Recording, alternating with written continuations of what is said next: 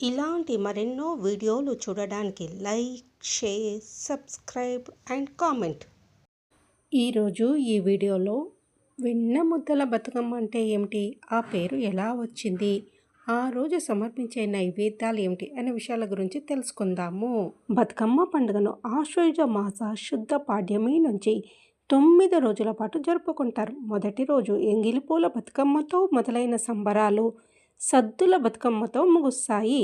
ప్రతిరోజు ఒక్కో పేరుతో బతుకమ్మను పేరుస్తూ ఆడి పాడుతారు మహిళలు. పట్టణాలు, పల్లెలు అనే తేడా లేకుండా ప్రతి చోట, ప్రతి గ్రామంలో పూల పండుగను ఎంతో సంబరంగా జరుపుకుంటారు.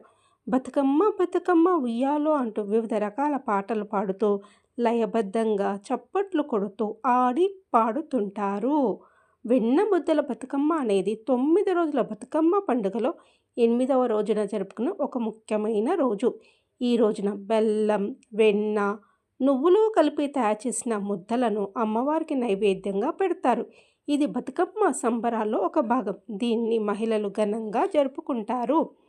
వెన్న ముద్దల బతుకమ్మ రోజున గులాబీ, చేమంతి, తంగేడు, గూనుగు, గడ్డి పూలతో బతుకమ్మను పేరుస్తారు.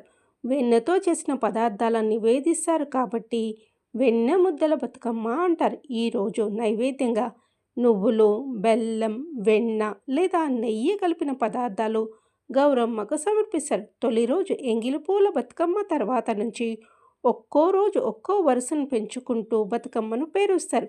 తెలంగాణ ఆడపడుచులు ఈరోజు 8 వరుసలతో బతుకమ్మను త్రికోణంలో లేదా వలయాకారంలో పేరుస్తారు.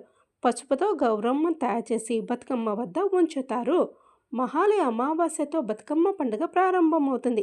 ఈ పండుగలో మొదటి రోజు ఎంగిలిపూల బతుకమ్మ అని, చివరి రోజు సద్దుల బతుకమ్మ అని పిలుస్తారు.